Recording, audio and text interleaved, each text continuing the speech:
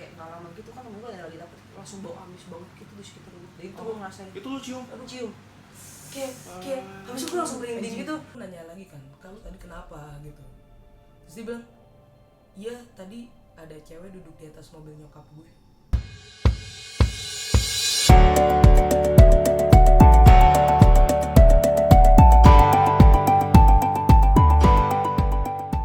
Halo semuanya, kembali lagi sama gua Kenny Arizona. Jadi di video gua kali ini tuh akan berbeda sih daripada sebelumnya. Dan hari ini gua kedatangan dua tamu ini tuh temen lama gua. Coba perkenalin diri dulu.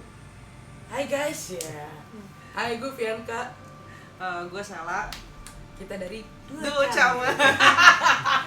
Jadi kita juga punya video YouTube, punya channel YouTube guys. Jangan lupa mampir. Jangan lupa cek ya, nanti gua kasih linknya di bawah. Oke. Jadi gue pengen jelasin dulu ke kalian background sedikit. Jadi tuh gue sama Fian ini tuh teman sekolah gue, teman SMA gue.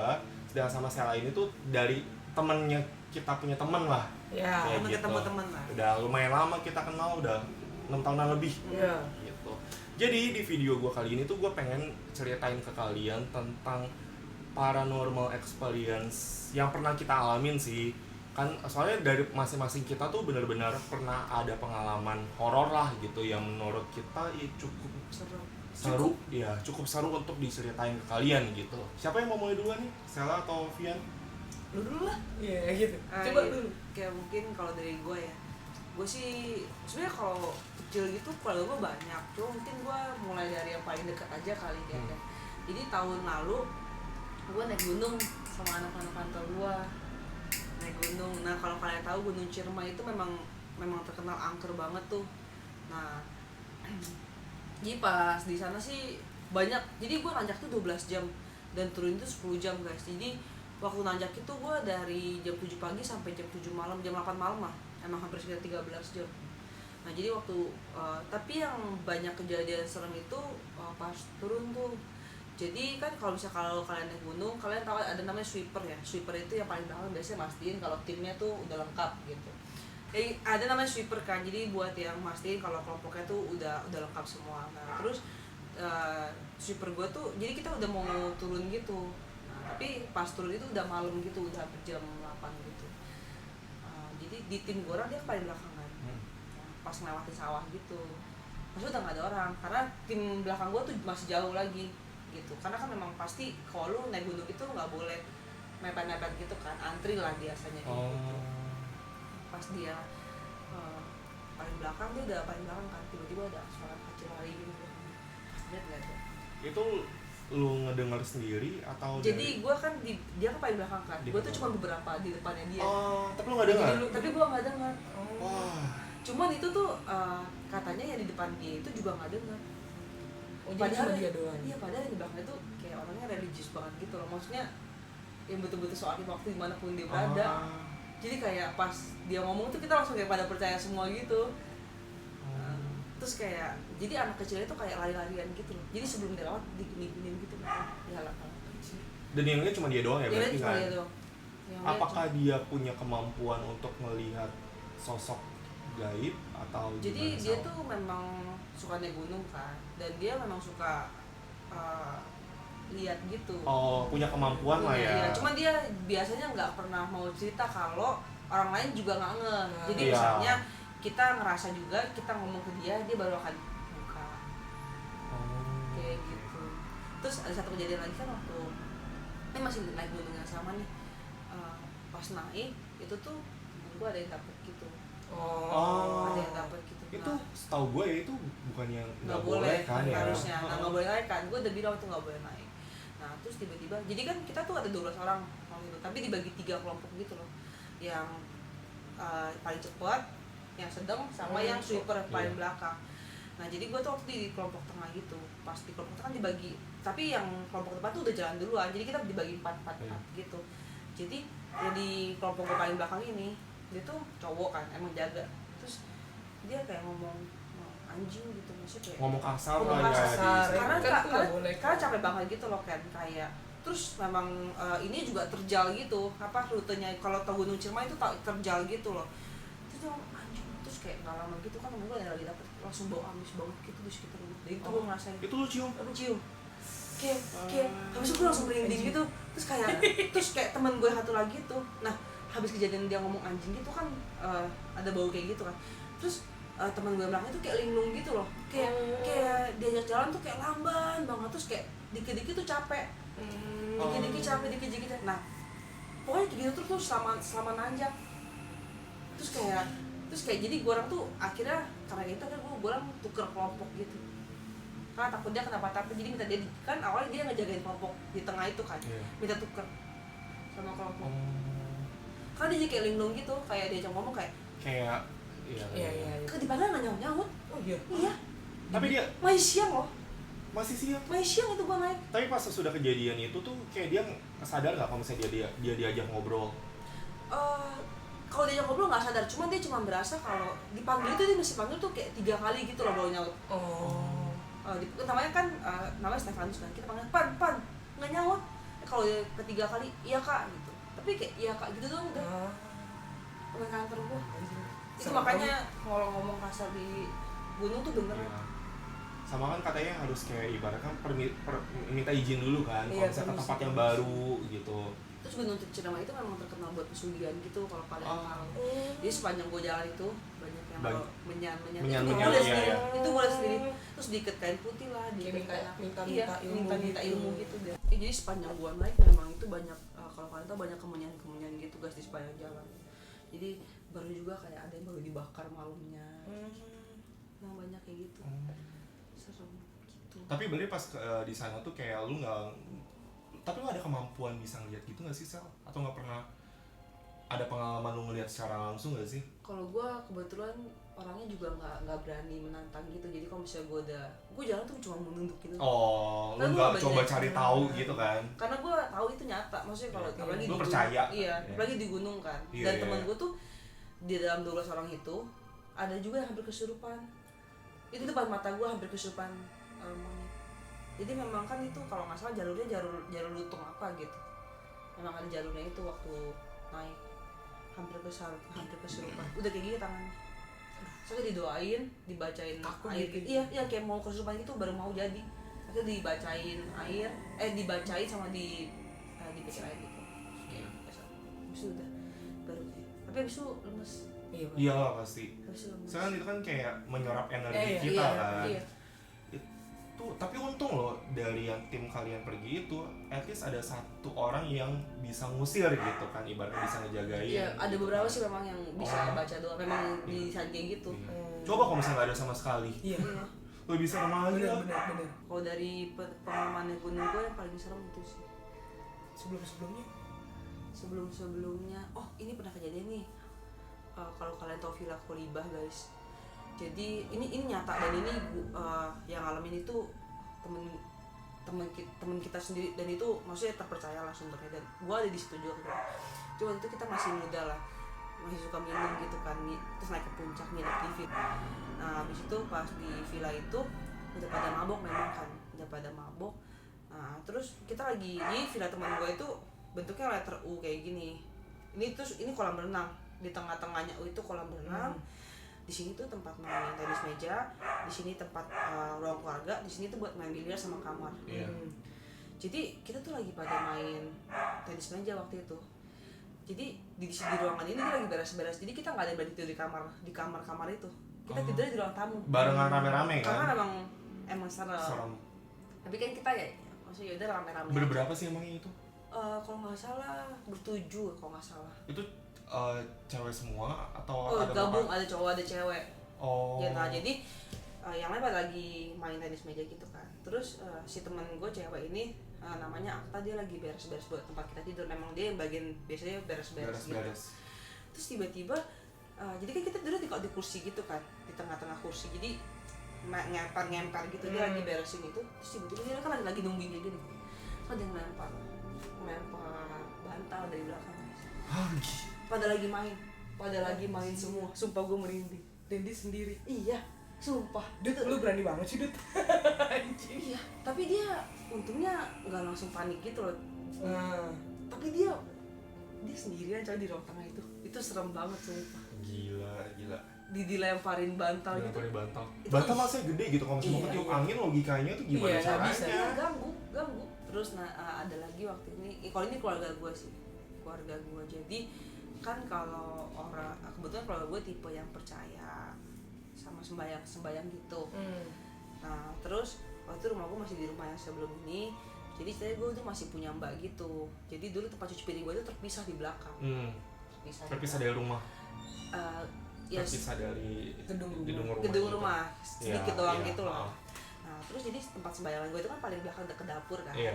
Jadi kalau setiap habis mandi nyokap gue tuh sembayang gitu. Iya. Sembayang menaro. Terus kan karena nggak kelihatan, maksudnya udah terpisah dari rumah kan ke batasan tembok gitu untuk Iya, cuci iya. piringnya. Jadi kan di bawah kan nggak kelihatan. Iya. Kan. Ada suara cuci piring. Terus nyokap gue tanya dong nama mbak gue, nyuci piringnya gitu misalnya, Rini nyuci piringnya gitu. Terus nggak nyaut. Habis itu nyokap gue panggil lagi, Rini nyuci piringnya. Terus nyokap gue samperin kan sambil naruh sembayangan, nggak ada orang. Dan akhirnya nggak nyala, tadinya ada orang suruh cuci piring. Itu habis nenek gue meninggal kejadiannya. Sumpah di rumah nenek gue meninggal kejadiannya. Itu sumpah nyokap gue sendiri yang ngalamin. Tapi waktu itu rumah bekas Belanda gitu guys waktu itu. Emang rumah bekas penjajahan Belanda waktu itu. Desainnya juga masih desain Belanda gitu. Iya. Dan di situ pun kayak lu nggak pernah, di rumah lama lu itu lu nggak pernah ada pengalaman sendiri ya? Banyak karena masih kecil kan, jadi kayak gue sering lihat kayak ada orang lewat, tapi gue belum ngerti pada saat itu Putih atau kayak bayangan hitam gitu, kayak cuma lewat gitu ya? Hitam. Tapi itu di rumah lama gue kan, tadi gue masih kecil, jadi gue pikir waktu itu bukan yang apa-apa gitu. Terus pas gue udah besar diceritain nyokap gue kan, jadi emang rumah itu seram. Tapi berarti maksudnya lu bisa melihat itu lebih seringnya pas masih kecil aja ya? Iya, sekarang udah nggak pernah. Gede udah nggak pernah. Ya waktu kecil, kalau sekarang sih untungnya gue nggak pernah melihat. Gak berani juga. Ada lagi nggak? Paling kode gue itu nanti gue tambahin. Oke. Ya lanjut Vivi. Gue nih, jadi kalau gue tuh pengalaman kayak gini tuh sebenarnya baru-baru zaman kuliah, awal-awal kuliah deh. Awal kuliah. Iya, gue tuh dari dulu orangnya emang nggak peka dan nggak bisa lihat. Thanks God gue nggak dikasih gift kayak gitu sih. Yeah. Jadi gue emang bener-bener nggak pernah lah mengalami itu sampai suatu saat kayak gue ketemu kayak, maksudnya gue pergi nih ke puncak sama teman-teman gue kan, teman-teman kampus. Jadi emang villanya juga udah lama gitu kan, nah namanya kalau villa kan jarang ditempatin ya. Pasti ada lah, gue tahu.